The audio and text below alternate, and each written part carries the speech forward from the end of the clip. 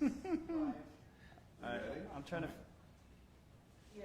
Hi, everybody. Starting in 2 minutes. All right. This is where we just pick our nose and say bad, dirty jokes before we go live. No, we're live. We're live. We're clean. Oh, We're live. man. Oh, we are. That's all stopped. So you can't tell dirty jokes right now? Yes. Even though it's not officially start time? So do we have good sound? Is that all? Can you Let's see. check mic? Check. Mike. Vine. Vine. Mike. Larry. All right, Ralph. I got down here. Porky. Your mics are good, right? They're All all right. Yep. Yep. They are properly taped to this little menu thing, like a professional. Cool. Well, hello, Yo. number 14, whoever just joined. It's That's nice me. to have you That join. was Thank me. you. Hello, number 14. Rainbow Moon drops. in Like my Johnny brain. 5. Yeah. Johnny 5 is alive. Better than being a number 2. 14 is alive. Yeah. 1 minute. 1 minute. So we'll be going on in 1 minute. We'll talk a little bit about what's going on in the vineyard and going through some interesting wines today. We can also talk about climate change, Oh, yeah. water quantum physics, mealy bugs, whatever. So for those people who are on right now, if you have questions, please send in some questions. We love it when people send in questions, and there is no such thing as a dumb question. Except for Ron Just sometimes. dumb answers. Just dumb I'm the king of answers. dumb answers. Yeah. Yeah. Hi, George. Hang on 2 seconds. Oh. Hang on. All right. Yeah. All right. Ready? All right. Ready to do this? All right. All right, Here we go. Hey, gang. Welcome to another edition of Wilson Creek Wine Tasting Extraordinaire. We got our 2 esteemed panelists. We're waiting for a third, but he was bottling all day today, so he's a little stressed out. So by the way, it's the white cab and the VS cabs in. VS cabs in. So for all of you who've been freaking out, Yeah. relax. We're okay. We got it good. We got got the number 1 and 2 We're seller. covered. We're good. So that was why Gus is not with us today. They asked me to stand in, but I don't know half of what these guys know. These guys are awesome, so I'm going to leave it in the experts' hands. We're going to go through the tasting today. So cheers to you all. I'm going Thanks, to turn it over. We got Greg Pennyroyal. He's our esteemed viticulture guru, Specialist. also known as Bioman. And we got Ryan McCormick. He's in charge of this whole facility here, and he's our sommelier on point here, and does everything with what you guys are getting in your wine shipments and the wine. So again, I can't speak highly enough about these people, and I'm just so proud of them. So I'm just going to turn it over to them. Cheers. I'm going to be there a little. Thanks. I'm going to sneak a couple glasses of wine here and there. So cheers all. And Bill, before you go, we are open, and we have what's the status of people being able to come We in? are open, and as of this afternoon, the CDC says we have no mask issues as long as you are fully vaccinated, especially outside. Inside, the California Department of Public Health has not changed that from inside you still have to wear a mask unless you're around 100% of fully vaccinated people, and we can't prove that here, can't ask that here. So we're saying inside, please wear a mask where appropriate until that changes, and I can't wait for that to change. But yeah, good stuff. We're getting back to fully normal. open, we're inside. We're You're coming another back. step closer to back to normal. We love you guys when you come out here and tell us you miss us, because we sure the hell missed you. And it's a whole new appreciation for you folks and for us to host you all here. And we want you to come out. We want you to do it safely. Yeah, I thought all of us downstairs drinking at 4:10 every evening would be kind of fun, but it got old. I know, we It had got to switch old. it to 3:10. But anyway, cheers all. Thank you Cheers. guys for your love and support through this whole pandemic. We're now in a wine-demic where we're trying to teach as many people about wine as we can. We want to infect you all with the contagion that we have about wine, and it gets in your bloodstream, and we hope you all get infected. So cheers, everybody. Cheers. Have a wonderful afternoon, evening, wherever you are. Take it away, guys. All right. Thanks, Bill. All right. So, Greg, can you give us a quick 1 minute synopsis of what's going on in the vineyard before we start trying these wines? So this is We have Cabernet props. Sauvignon Block 1. I have props. I always have props. Which I literally just picked from outside the door about 2 minutes ago. And as you can see, this is the beginning of the flower clusters. So this is actually called inflorescence, but when they get these little things that look like kind of little stars coming out, grapes have something called a calyptra, and it's a cap, and it pops off. And when it pops off, the pestle and stamens are exposed. Grapes are self-pollinating. They don't need bees. They get pollinated by the wind. And so if you come out to the vineyard, and even block 1 right back here, you'll see we're right at the beginning stages of flowering. If you see we have 2 really nice clusters here, that's a really good sign. You can see this is a very healthy vine. It was a healthy It was a healthy vine. Actually, this was growing in the wrong So you direction. yanked it off. Yeah, I know. This is about the equivalent of 2 glasses of wine here. That's pretty sad. Pedro just got done injecting 1,000 gallons of crab meal, fish meal, and a whole bunch of other stuff. But don't worry, we composted it first, so it actually smells pretty good. Good. And the vineyards are doing good this year. We didn't have a lot of rainfall. It's pretty dry. We started irrigating pretty early. We planted a cover crop. We actually got a little bit of a cover crop, but we'll be doing more supplemental feeding this year because we didn't get the rainfall that we normally do. It's been a little bit on the cool side, which is good. Yeah. So far, it's turning out to be a really good year. As usual, we're a little freaked out by the heat, but the more we move towards biological practices, the more the vines get a natural resistance to damage as the heat happens. That's great. So, so much so that the USDA and the NRCS and the Metropolitan Water District are asking to do research projects with us because our vines are faring quite a bit better with low irrigation and high heat. So things are good in the vineyard. Good, and it all starts in the vineyard with Greg and his team, and that's the reason why we could have these great wines that Greg and Gus make. And so we're about to try 4 of these wines. So thank you for that update in the vineyard.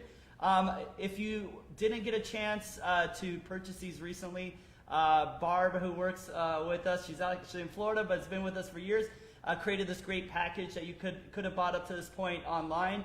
If you didn't buy this package of these 4 wines, I'm sure you've had 1 or 2 of them before. Just follow along with whatever you got and learn something new and have fun with us. Cool. All right, you ready? Yes. All right.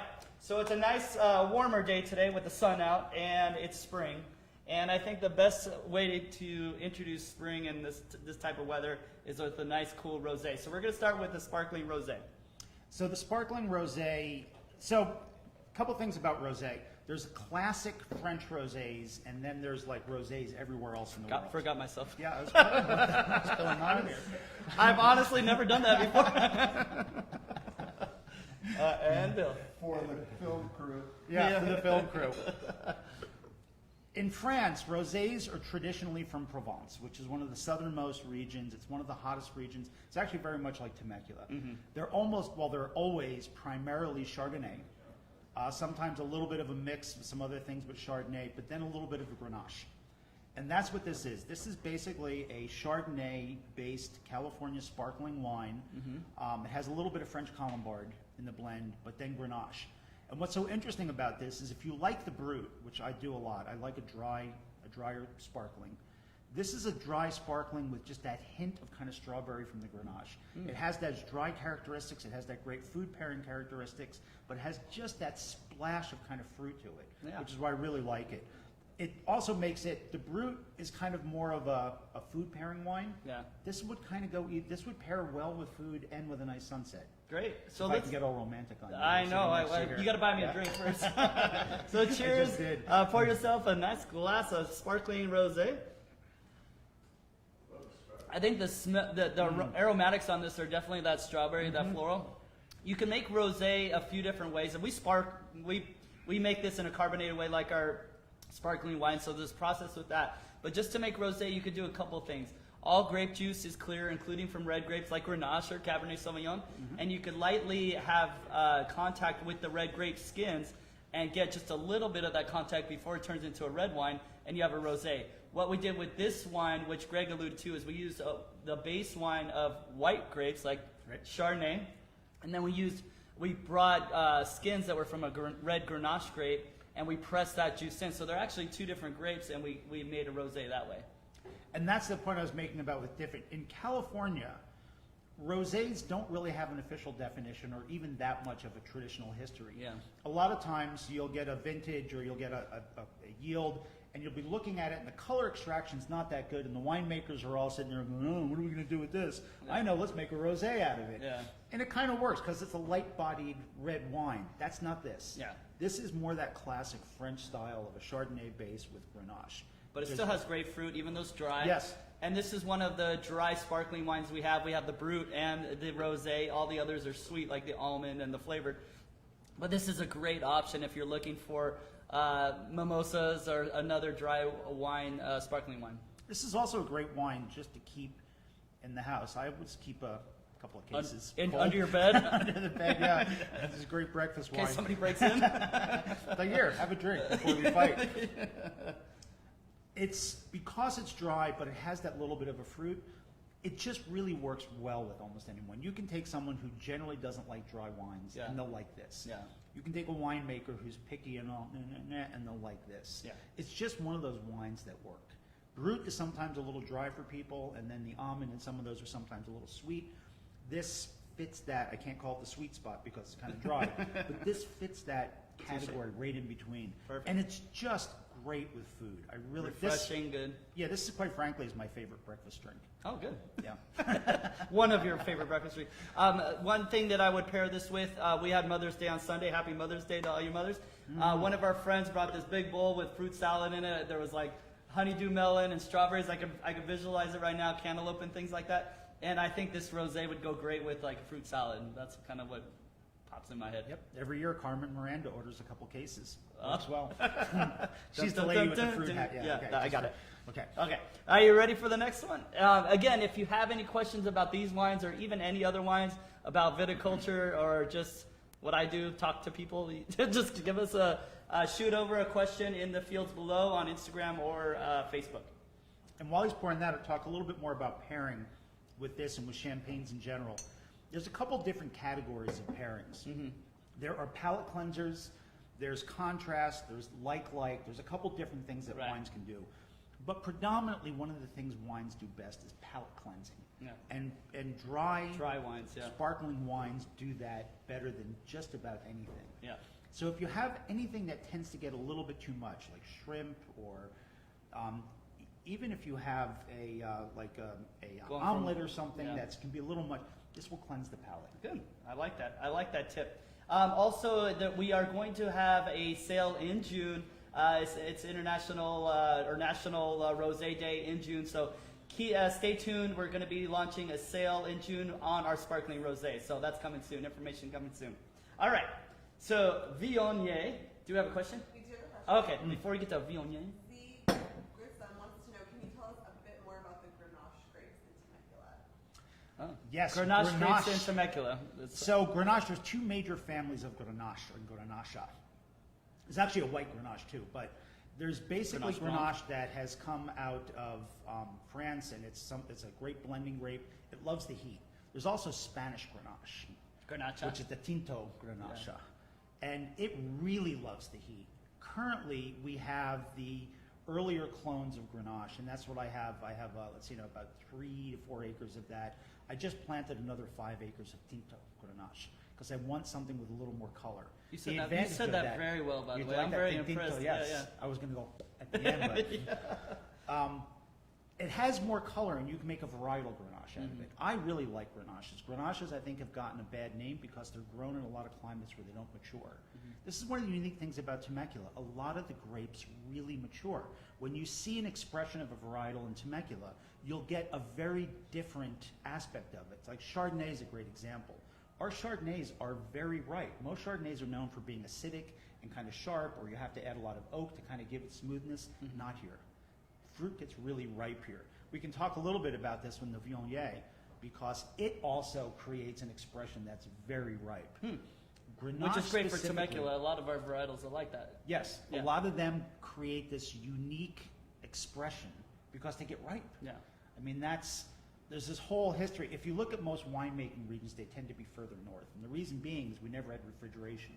So you had to be able to dig into a hill and never let it get above about 62 degrees Fahrenheit so the wines could age. But we now have the miracle of modern refrigeration, so we can now move where the grapes like to be. Grapes evolved in what's now modern day Iraq and Iran. They They like it hot. That's when they really mature and they get these nice ripe characteristics. I bring this back to Grenache, and Grenache makes a great rosé, it makes a great varietal, it makes a great blender. It's just a really nice grape. And the part that's cool about it is it doesn't add a lot of its own tannins, but it adds this really nice kind of strawberry, light fruit, light perfume aspect to it.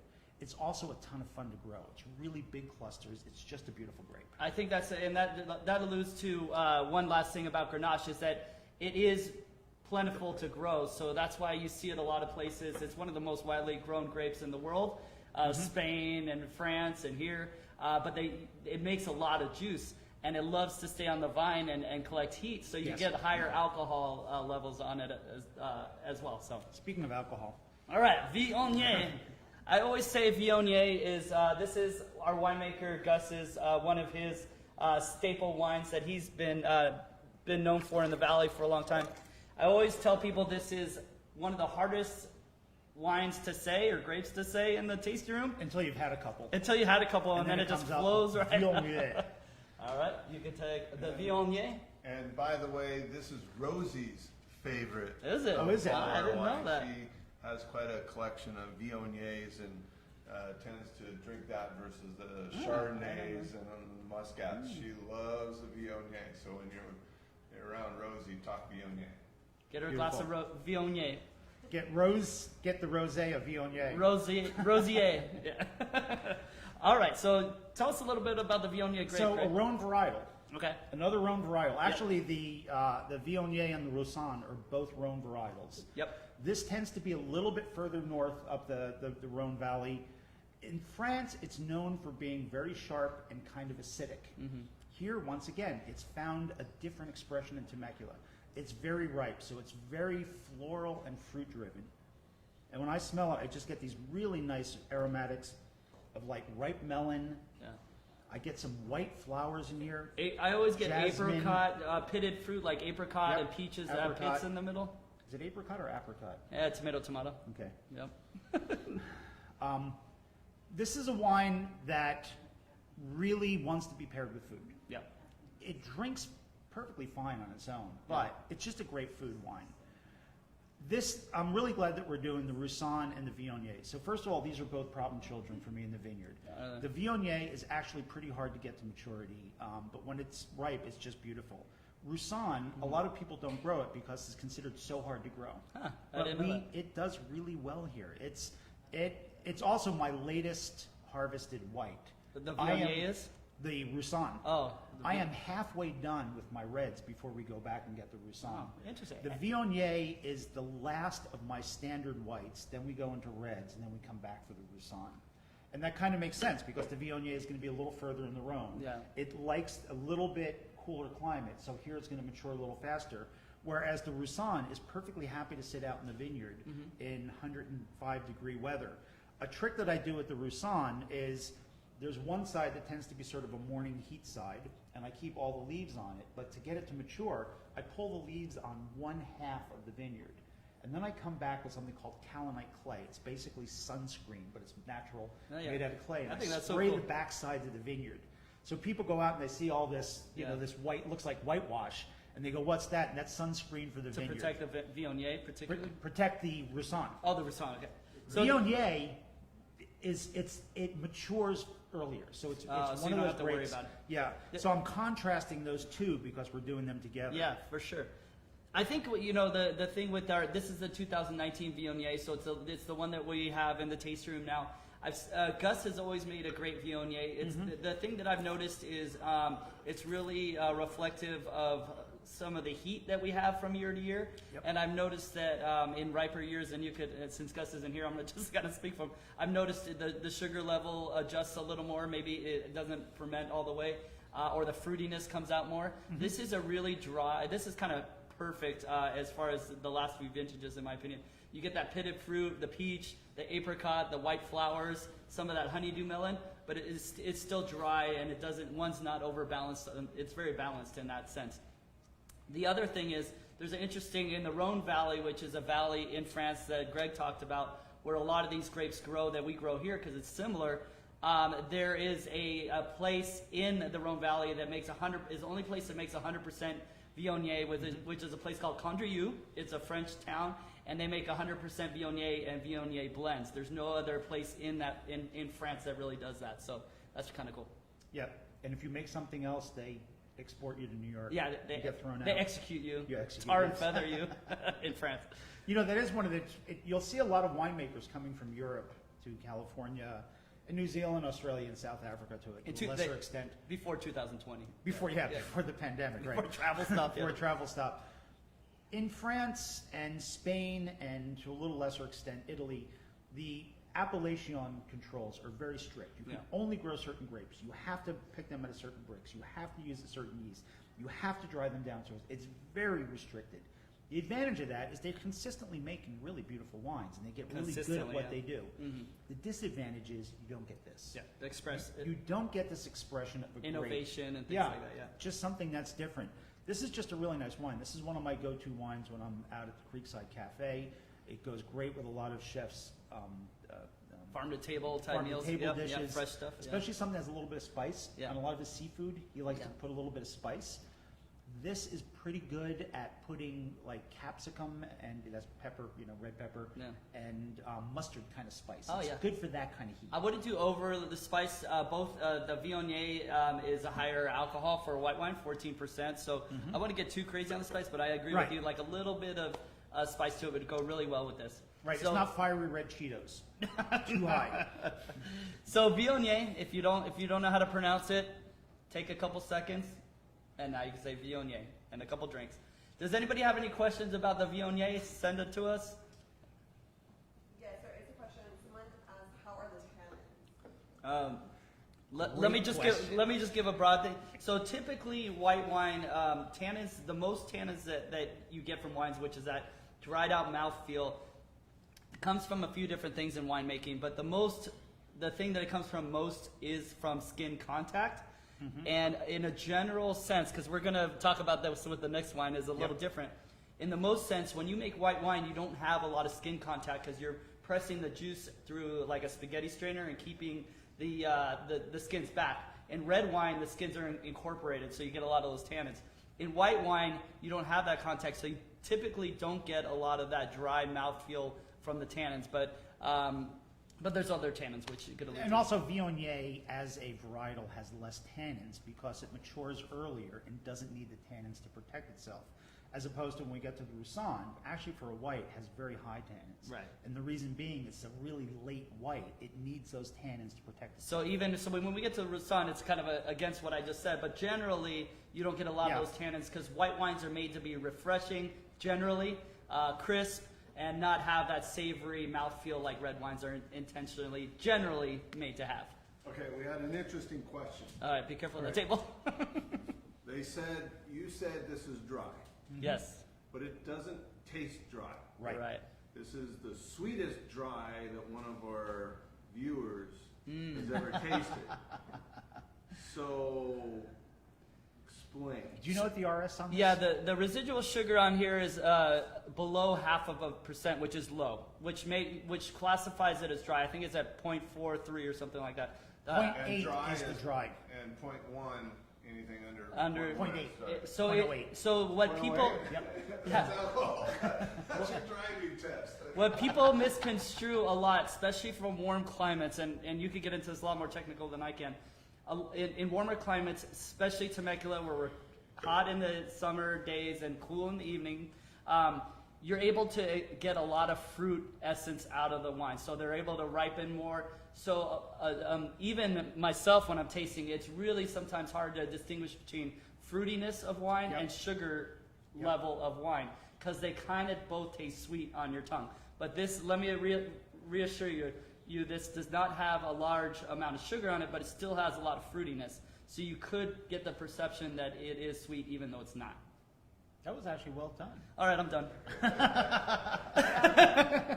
another question. Pat asks, how long can you cellar Viognier? Another great question. Boy, the questions Well, we are got to really good segue into today. Roussanne because it's kind of This is going to segue to the Roussanne too. Viogniers are a relatively low tannin, moderate acid wine. all which means- preservatives and Yeah, they're natural Yeah. preservatives. It's just the natural composition of the wine, which means that this, I wouldn't keep this in my cellar for, it's drinkable now. I would keep it in for a year or two, and that's about it. Yeah. I would drink this relatively fast. And the reason being is the aromatics are very fragile, and there's not a lot of tannins which act as antioxidants, which is what allows a wine to age well, is the antioxidants. So this is a wine that I don't think is going to improve a lot over time. It's drinkable now. It will get this nice kind of round quality in about a year. So like a lot of these wines, I actually put them in and I put neck labels on and say, drink this in 6 months, 12 months, 18 months to see what it does. 1 or 2 years is the max on this. When we get to Roussanne's, there's an interesting story with Roussanne. Okay, good. And we're going to get there real soon. But another thing I want to add with that is I get to ask that probably more than anything else is like, you know, the perception of the ageability of wine is a misperception of quality of wine. It's more has to do with the perception or the intention of the winemaker and what that winemaker is intending that lifeline of that wine to do. When white wine is made, especially here in Temecula or at our winery, it's made to be drank now, crisp, fresh, floral, all these things and fruity like it is. The red wines also, actually too, but we want you to enjoy them now. So when Gus makes his wines, he calculates how those are made in fermentation, so they peak at a sooner time than those European wines back in the day that had a cellar for 20 or 30 years before they taste good. And Gus and I had these conversations. As the grapes are coming in, we're doing chemistry analytics, and we're doing just something called organoleptics. You just taste it. You can taste the tannins, you can taste the acid, and you can tell whether this is a wine that's going to want to age a little more or not. Right. But Viogniers in general, 1 to 2 years, kind of max. Yeah, and it depends on where it's from too, and what the winemaker, how that winemaker creates that wine. All right. Fine. You've been wanting to talk about Roussanne since we poured the I Viognier. know. I could just see it in you. I should give you a little more. But you should. So Roussanne is Roussanne. So you know that the kid who is 2019 Roussanne. like speaking from someone who's never had kids, so I can speak as a real authority. I thought I was your kid. Yeah, you are. You're not my father? Darth Vader. Roussanne is a problematic grape. It is really hard to grow. It takes a lot of attention, but when you give it the attention it needs. So my 2 problem children are Mourvedre and Roussanne. Oh, They're my the Frenchies. The Frenchies, yes. But just like your problem children, usually the kid who's your most problem winds up going to Oxford and getting a PhD in quantum chemistry.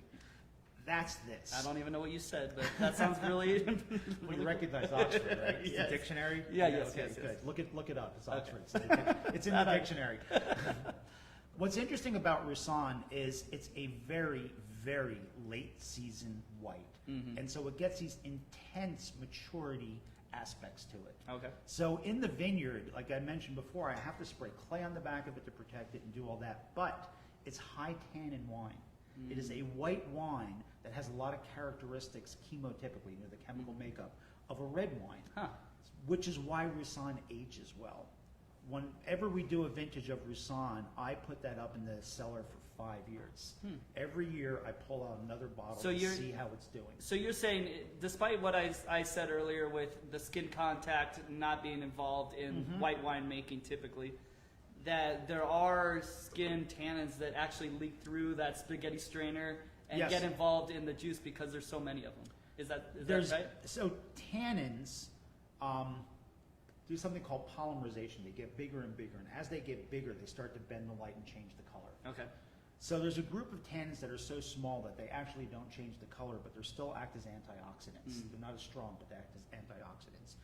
Certain white wines have this. There's 2 aspects to Roussanne. There's a group of chemicals called thiols and another one that are the tannins. The thiols are that thick mouthfeel, and Roussanne has a little bit of that, but mostly it has these tannins that make for a wine that ages kind of interesting. It also gives it a very different mouthfeel. This has this, the thiol gives it a little bit of a thickness, but it's not like viscousy thick. It just has like depth. It's kind of like body. like a Chardonnay. Like it has It's that like a Chardonnay very, mouthfeel. it's like a Temecula Chardonnay. Yeah, like Yes, a warm exactly. weather Chardonnay mouthfeel. Yeah, exactly. Yeah. It has that density and depth. So whereas the Viognier is going to be a little more kind of floral and aromatic, this is going to be much more ripe fruit, Like dense, Like rich. melon. I get Melons like, and I get like this like mandarin, like orange kind of thing to it. yeah. The other thing about Roussanne that's interesting is I also get more spice out of Roussanne. Oh, you do? Okay. Yeah. So I'll get Spicy. things like cumin and coriander and spices that you normally just don't get out of a white wine. You get out of a red wine. So Viognier and Roussanne grow are put together in blends in that Rhone Valley in France that we talked about earlier. Roussanne is very different. I mean, it's not considered an aromatic varietal like Right. Viognier and Riesling and Muscat. So it takes a little bit more to get the nose and the aromatics out of it. But once you do, it hits that like honeydew melon. I get like Yes. that honeydew or that The other thing that has more of a mid-palate density yeah. than like the Viognier is, it's kind of lean and beautiful. Whereas this is, what's it making? A little more brash. Yeah, it's a little more meaty and There you go. beefy and. Which one am I on? You're the In Viognier. between, yeah, the Viognier for You're sure. the Viognier in this group for sure. So I think anybody, we always we talk about it quite a bit in the taste room. If somebody is a Chardonnay lover and they like this Chardonnay mouthfeel or they know Chardonnay, a good segue is into this Roussanne. They may have never heard of it before. This could really go pair this with similar foods. It's also easier to pronounce. Roussanne. Roussanne. Isn't that a Sting song? Roussanne, you don't have to Roussanne. wear the red dress. Yeah, it is. Roussanne. Oh, You do a pretty good sting. yeah, thank you. Practice this in the shower? Yeah, it's more than we wanna know. I'll record it for you later. Okay, Yeah. thank you. All right, so Let's talk about pairing with this. okay, what would you pair with this Roussanne? So the Viognier, we talked about pairing it with possibly things that are kind of capsicum hot, Yeah. hot pepper. Mhm. Not a lot, but just a little bit of spice. This I would do with things that are a little more like white pepper Okay, or Indian food. all right. This is my Curry, go-to with yeah. Indian food, curry, because it's not heat spicy, it's aromatic spicy. Mm-hmm. And because it You're has making me that hungry. kind of- It's dinner I know, time. I'm getting isn't it? hungry too. Sometimes the aromatics of Indian food get kind of a little much. Mhm. This will protect your palate from a kind of overload, and because it still has a relatively good acidic level, Yeah. it's a decent palate cleanser, but it kind of resets the palate. So this sort of straddles that point between being a palate cleanser and a complementary. More like a savory Yeah. one, yeah. Yeah, or like a chicken dish with a lot of black pepper and a white sauce. Like a herb chicken or Herb something. chicken. Yeah, it would be great. Yeah, Perfect. yeah. I think I would do a little contrast in this because it's a little bit of a heavier wine. I might do like a lighter salad, like a crab salad or something like that. With the Roussanne. Yeah, with the Roussanne. Yes. Yep. Because the crab has A little bit of lemon, Of course, with salads, the one thing Spits you on have to it. be careful of is acid, Oh yeah. because yeah. the salad can have more acid than the wine. So I'd be actually really careful that I would do more of a cream sauce. True. With most wines. Very good call. Yeah. All right. So are you ready to get into our last red? Do we have any questions? Lauren. I do have a question. I think they were referring to both the Viognier and the Roussanne, Mhm. but should it be chilled or is drinking it room temp okay? Yes, it should be chilled. But let's talk about room temperature for a while. Room For a temperature while? in What are we going to say? winemaking- Talk about room temperature for a while. Room temperature in winemaking is not the room in California. It's the room in northern France, Oh, okay. which Where is it's about colder. 60 degrees. Yeah. So when we talk about room temperature for red wines, we're talking about 60 degrees. These wines, actually the Viognier, I would chill a little bit more than the Roussanne. But here's kind of a real simple rule that you can save yourself thousands of dollars on a refrigerator. Your wines need to be kept cool. Pretty much whites or reds will all age nicely at about 50 to 60 degrees. Mm-hmm. If you take a white wine and stick it in the refrigerator and chill it, it's going to get all the way down to about 36, 38 degrees. Like a refrigerator, yeah. Mm-hmm. Pull it out 20 minutes before you serve it. Mm-hmm. It's going to go up to 48 to 52, which is just about right for the Viognier. 56, 58 for the Roussanne, a few degrees warmer, but as long as you're close. So from the refrigerator out for 20 minutes, it's ready. A red wine, put it in the refrigerator for 20 minutes. If it's in and your pull it house, out, yeah. And it's going to bring it right down to 58. By the time you serve it, it'll be 59, 60. There you go. And I think if you, to just put a little more perspective on what Greg said, if the wine is too, it really depends on what you want at the end of the day. If you like it not cold, drink it like water. If you like it not chilled, don't drink it chilled. If you like it chilled, drink it chilled. But if it's if any wine is cold, too cold, you lose a lot of those aromatics and those flavors because it's closed up like a rosebud that's tight together. As it warms up slightly, it opens up, and especially with Viognier, you want to get those aromatics. I think when we first opened this, we were trying it. We didn't get as many of the aromatics, but now we're getting them. If you kind of want to find that sweet spot, so just that rule that Greg said really helps. All right. And the other, if your wine's a little bit on the cool side, as you're drinking it and you're swirling it, it's going to warm up, and you can kind of see how it evolves and how it opens up. Which There you go. for me is like a lot of the fun of wine. Some wines that probably, if you're having a dinner party, you should decant. I actually don't like to decant some Because you don't wines. have patience. One, I just need to drink it. But two, I want to see how it evolves. Yeah. So if you're drinking wine with winemakers or sommeliers, you probably don't want to decant it because we want to see how it evolves. It really depends on the wine. If it's an old, there's a lot it depends to it. on the wine. There's a lot to it. but generally, yes. if you're having a dinner party, Yeah. buy some bottles the night before, open it up, and kind of figure out when it's at that perfect point, and then Yeah. decant it and serve it to your guests that way. Because in that sense, the wine is playing a supporting role to just to get together and the food and everything else. You're not going to be talking about wine, but if you're drinking wine with winemakers or somms, you're talking about the wine, and everything else is secondary. True. One thing I just got out of this last sip of Roussanne, and we're about to go into the Ecclesia here, is like a lemon meringue pie. It had that like creaminess and lemon all in one. So that was my last sip, my last little critique. That's quite a pairing. One question. Yeah. If I have Wendy, a we have a small question. wine refrigerator with both reds and whites, what is a good temperature to keep it at? Yeah. I keep. I don't know what Go you ahead. do, but I would just. I think if you kept, I keep my reds at 57 and my whites below that. If you kept it at that 57, you'll be fine. Because you're going to technically drink the whites probably sooner anyway. So you're just trying to keep them stable before you drink them. Okay, get Oh, comfortable. I'm talking to you, but I should be talking to them. You should just keep them, between 55 and 57. Will, in my opinion, will keep them stable enough. And those whites, you should be drinking pretty soon anyway. Some of those reds, you might want to hold on to longer, especially if you spend a good amount of money on them, because they'll last longer. But everything is going to is evolving into nothingness and it is dying. So even though you keep it in the refrigerator, it's just slowing down its inevitable decline. You want the wines to be aging. Yeah. Yeah, so get comfortable. I'm going to give you the technical explanation. I totally agree. Okay. You weren't even listening, were you? All right. No, that's perfect because you want your red wines to be aging and you want your white wines to be stable, and that's kind of that perfect middle. You kind of want to find ground. that middle ground. The reason why you would have two refrigerators is to have white wines that are ready to drink on a moment's notice, that you don't have to stick it in the fridge.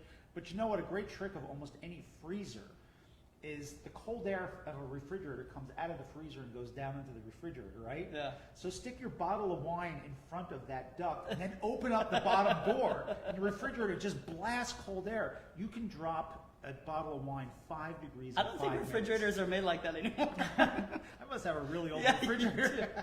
But the things that are talking about storage, you don't need a wine refrigerator.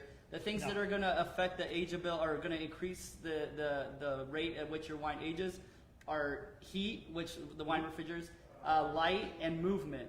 So if you could keep your wine in a closet somewhere that stays moderately temperature, or if you're out of state and you have, what do they have, cellars and attics or cellars, you can do that, but just don't keep it next to your refrigerator or some piece of appliance in your house or outside where there's sunlight. Those decorative racks that people Above the put refrigerator. Above the refrigerator. Don't do that. That's the Homer Simpson version. Yeah. Don't. That was so Don't do that. It looks good, but don't do it. Don't do it. That was Julie Solferino, by the way. She Oh, hi, Julie. Oh, hi, Julie. The best place if you have one underneath a staircase, if you have a two-story house. and that long, deep, dark Closet. Yeah. and you don't know what to do in that back space. I put all my cases back there, and you can do about 18 cases back there before your coats and all your jackets, which gives a good temperature barrier, so it never gets too hot, never gets too cold. Now I know where to find your wine. Yeah, I was just saying. Your well, stats. In the last 20 years, I haven't had the luxury of having a staircase. I lived in a double wide and true trailer trash. But now I have a single story. So. Yeah. All right. Oh, you first. Oh, okay. So now we're going to head into the last wine of this package, or this virtual tasting, and this is the Ecclesia. This is a blend that we made starting last year that we're really excited about. Cabernet heavy, and we're going to get into all that in a second. Cabernet Sauvignon blend. Right, so it's, Nick debates you on the name. yeah, well, I looked it up before we came yeah, here. we just looked it up. It's Ecclesia. I was like, Sorry, Nick. touche. Yeah. Ecclesia is what he suggests. Yeah, I went to pronounce.com and it told me otherwise. Because it was weighing in on me. So you could pronounce it several ways depending on who you are, but Ecclesia is how we're going to just talk about it today. Ecclesia is a name that a group of us came up with for this blend. After drinking several bottles, and They started speaking Greek. yeah, we started drinking. So Ecclesia is actually a name of a group of Greeks back in the Greek era of politicians that got together to make decisions and to get together and share knowledge and just get to and be a group. And we really our purpose here at Wilson Creek Winery is to enhance lives. So we really take that to heart. And having everybody together and having a good time is what this wine represents, and how we kind of plug it in to the name Ecclesia. And it's been very difficult through COVID to do that. It has. So now Ecclesia is back, and we're in the middle of making our new vintage coming out soon. So, all right. So the non-vintage Ecclesia blend. So this is a blend amongst blends. Okay. So it's predominant. That's It's about profound. 51%. Yes, it's about 51% Cabernet. It has it's Cab, Petit Syrah, Petit Syrah, a little bit of Merlot. Malbec. Oh, Malbec. Thank you. Malbec, yeah. Malbec and Tannat. Tannat, yeah. Of which, by the way, is a grape that we'll be talking about in about 3 years. I just planted a couple acres of Tannat. I think you and I are both obsessed with I Tannat. am obsessed with Tannat. I just love I Tannat. love But it. anyway, it's part of what gives it its depth. Here's what's interesting about blends. Blends in wines are a lot like companies or culture or your church or your group of friends. The more diverse and the more eclectic, the better, because it brings out the best in everybody. There you go. As these blends get together, you get these really interesting kind of flavors that you just won't get in a single varietal. Mhm. I love single varietals because I'm out walking single varietals all the time, and I'm thinking Viognier, I'm thinking Roussanne, I'm Yeah. thinking Cab, I'm thinking whatever. But when they blend, you get these really interesting kind of combinations, and that's what this is. If you actually look at the color on this, it's an interesting mix of some younger wines and some older wines. Oh, okay. Yeah, That's so why this it's a is non-vintage. It has several vintages in it. Yep. Non-vintage means that it's not just one. It was all the grapes and juice or wine isn't from one time that was harvested, but Gus was able to put together a couple different years, at least 2 different years of grapes to make this wine. Yeah, and what actually happened is we took the warehouse door, we locked it from the outside, and said, "You cannot come out until you have a blend." And that's what this came out. We will blend you. We will blend you. We will blend you. But the nose, so I get this really interesting mix of kind of young fruit and old fruit on this. It's predominantly Really? older fruit. I get like cooked strawberry, cooked cherries. I get jam. I get a little bit of tar. Mm-hmm. I get a little bit of pencil shaving in this. You're doing good. Keep going. You're on a roll. I'm on a roll. It's, I actually get something called petrichor. Right after it rains, Yeah. there is a chemical that comes off the fungi in the soil, Yeah. and it's called petrichor. And I get a little bit of this, and it's one of my favorite smells in the world. It's kind of like because I love fungi. and- What it smells after it rains? Yeah. So Yeah, it's called so when petrichor. you it's actually a thing Yeah, that we it's use like- in the wine world. Yeah. We should Yeah. bottle that. We did. But there's actually something that comes off the moss that smell that you smell after a rainy day or something. It's really cool, and we use that to describe wine sometimes. The other thing I really love about this wine is the aromatics are kind of fruity and well, actually there's this interesting mix, but on the palate, it's very different from how it smells. Yeah. And I love a wine that smells and tastes different. It's sort of like getting 2 bottles of wine. I think that's like the European. To me, Yeah. that's always been a European wine kind of indicator for me.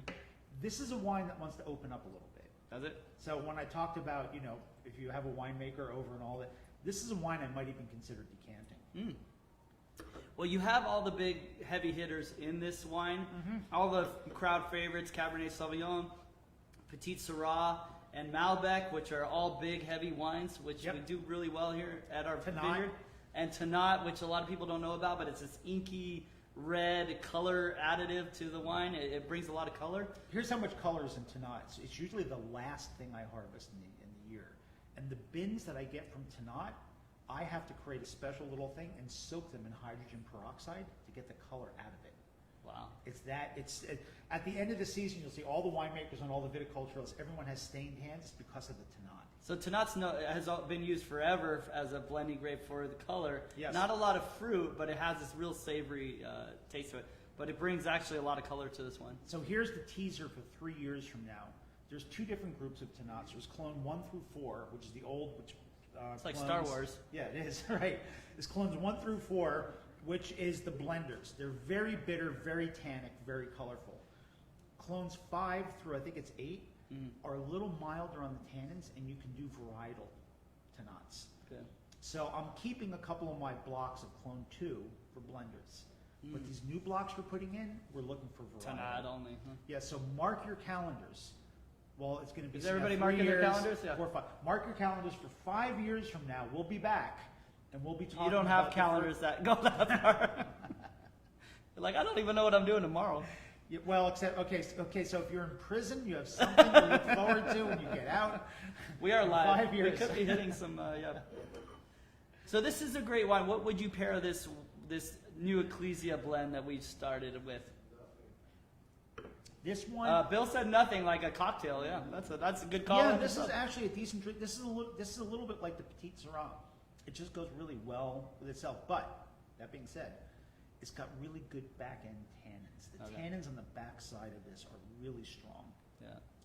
This would hold up to lamb. Oh, okay. This would hold up to a beef bourguignon. This would hold up So to meat, proteins. Yeah, you're looking at kind of earthy, rich. Like I wouldn't do just regular hamburgers on the Barbie. Yeah. But if you got mushrooms on that puppy, yeah, Yeah. I'd add mushrooms to hold up with this one. So this blend is going to change year over year. The blend's going to change percentage-wise, and maybe even the grapes that are in it. It's always going to be Cabernet heavy. But this particular one, if you're a Double Dog fan, you really like this one. Double Dog is Petit Syrah and Cabernet Sauvignon. You have both of those 2 grapes in here as well, and it's kind of like the value add Double Dog because it's a lot less expensive than the Double Dog. So Speaking of Double Dogs, I just adopted 2 Pyrenees puppies that I wrote about in the newsletter. So they're for the double newsletter, dogs? They're Oh. double dogs. I've actually got double dogs now, and part of the reason I got them is I am training them to see if we can bring sheep into the vineyards. That's because awesome. They're sheep protecting. So look for your newsletter next week. There'll be an article about the double dogs. I've heard getting sheeps in your vineyards isn't bad. I've been waiting. You brought sheep up before. You've been so. waiting for that. You even said it with a French accent. I'll bring lamb in there and then give it to chef. That's the point. Yeah. And name them and get to know them. That's and the then, point. Yeah, no. And I'll be getting calls from 3 a.m. from Bill going, "Your damn sheep are outside my window." You could count them and it'll help you You sleep. can, Yeah, as they jump over you.